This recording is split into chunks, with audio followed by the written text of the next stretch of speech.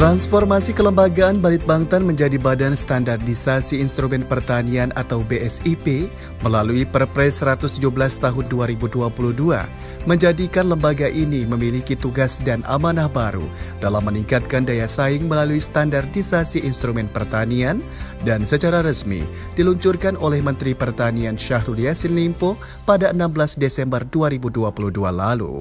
BSIP merupakan rumah baru bagi warga Balitbangtan yang tidak berpindah ke BRIN. Di dalamnya bernaung lebih dari 3.000 sumber daya manusia dan infrastruktur pendukung yang selama ini telah berperan penting menjadi mesin kinerja Kementan. Badan baru ini menjadi salah satu dari 15 lembaga setingkat eselon 1 yang bernaung di bawah Kementan dan bertugas menyelenggarakan koordinasi, perumusan, penerapan, dan pemeliharaan, serta harmonisasi standar instrumen pertanian. Apa saja program yang akan diusung oleh BSIP dan bagaimana strategi BSIP dalam mewujudkan pertanian maju mandiri dan modern melalui standarisasi? Berikut penjelasan secara eksklusif tim TV Tani dengan PLT Kepala BSIP Fajri Jufri. BSIP Badan Standarisasi Instrumen Pertanian, PS Badan Litbang Pertanian. Jadi kalau Badan Litbang tugasnya merumus intinya membuat hasil penelitian, menghasilkan prototipe, varietas, teknologi dan sebagainya, inovasi. Jadi kita bekerja di lebih dahulu ini, mulai penelitian dasar sampai penelitian terapan. Kalau ke BSIP ke depan, ini akan merumuskan, menetapkan standar instrumen pertanian. Kalau bicara instrumen, itu akan bekerja di 3 area. Instrumen fisik, mulai lahan, air, tanah, mesin-mesin, itu standar instrumen fisik. Nanti ada instrumen biologi terkait dengan varietas, galur, bibit, ternak, itu termasuk bioteknologi itu instrumen biologi.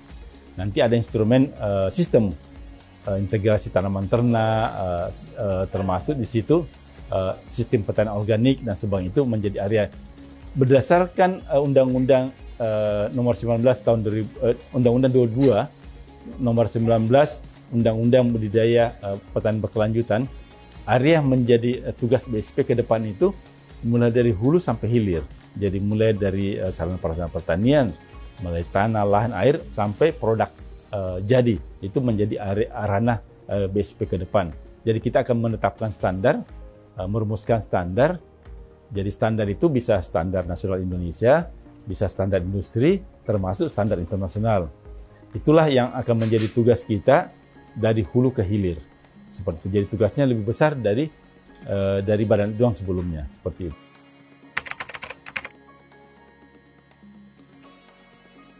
Kalau dulunya Balitbangtan menghasilkan teknologi, termasuk varietas di dalamnya, ini kewenangannya nanti lebih banyak ke pelayanan sebenarnya, menetapkan standar, membuat standar hulu hilir.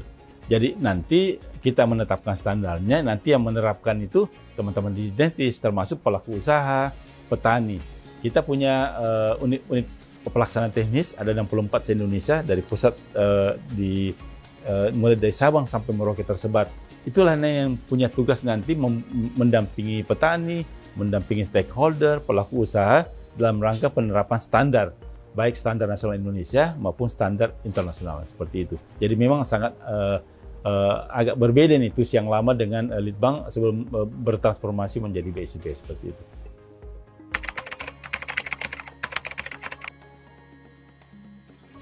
BSN nanti yang menetapkan standar, kita yang merumuskan. Jadi menjaring umpan balik standar apa yang kita butuhkan. Contoh gini, kita akan membuat standar SNI terkait dengan beras pecah. Kita yang merumuskan standarnya, nanti yang menetapkan BSN. Jadi semua standar di Indonesia ini yang menetapkan BSN. Kita tentunya bersinergi, berkolaborasi dengan BSN, Badan Standarisasi Nasional. Yang menjadi ranah kita ya, yang tadi itu, mulai dari hulu sampai hilir. Mulai dari pembukaan lahan saja, lahannya itu harus terstandar. Menggunakan pupuk apa, pestisida apa, airnya digunakan seperti apa, SP budidayanya seperti apa, sampai pengolahan dan pasca panennya. Itu akan menjadi area yang harus kita standarkan. Kenapa perlu standar? Karena kita ingin produk pertanian ini berdaya saing, naik kelas. Tidak mungkin naik kelas tanpa kualitas dan mutu. kualitas mutu itu kita dekatkan dengan penggunaan standar supaya variasi dari produk itu ada yang besar, ada yang kecil, kita ingin standar. Kalau kita ingin standarnya tingginya 10 ya 10. Semua produknya akan seperti itu. Itulah gunanya kenapa perlu standar, supaya produk yang dihasilkan Kementerian Pertanian dari hulu ke hilir itu ada standarnya, minimal standar nasional Indonesia seperti itu.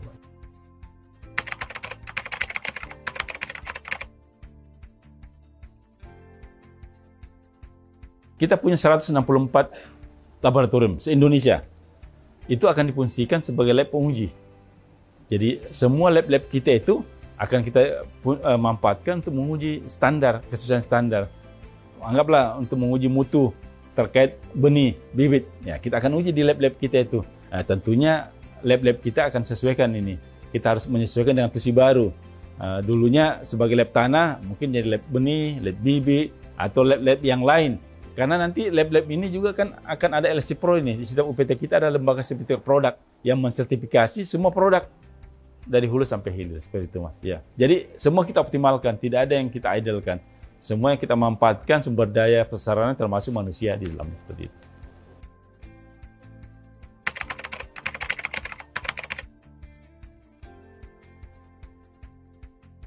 Kita punya program KIWIN ini, program cepat 3 bulan ke depan, program 1 tahun, 2 tahun, dan 5 tahun ke depan. Ini kita sudah susun yang segera ini yang kita lakukan, arahan Pak Menteri membuat benih terstandar seluruh Indonesia. Dan kita akan lakukan di 34 provinsi. Jadi kita akan menjamin semua benih bibit yang berada di Indonesia ini terstandar dan tersertifikasi. Kita sudah menyiapkan juga 9 provinsi, 9 kabupaten untuk penerapan kawasan pertanian terstandar. Itu menjadi tugas yang dalam waktu, dan kita sudah mendapat bantuan biaya pembangunannya dari proyek iCare selama 5 tahun. Ada kurang lebih 100 juta US$.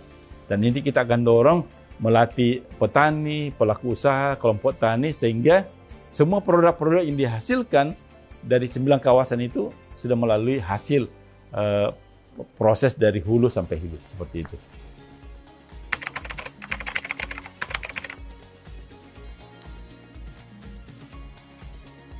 Untuk menuju pertanian modern, kata kuncinya kualitas dan mutu, peningkatan kualitas dan mutu. Kualitas dan mutu itu bisa kita raih kalau kita punya standar.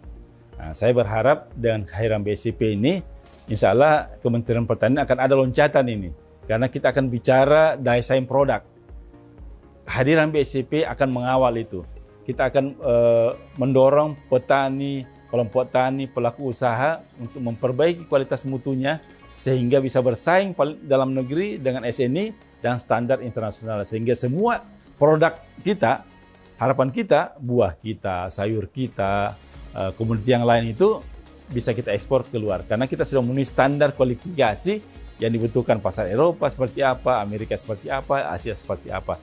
Semangat semua jajaran BSP di Kementerian Pertanian, insya Allah kehadiran kita ini akan meningkatkan kesejahteraan petani di seluruh Indonesia.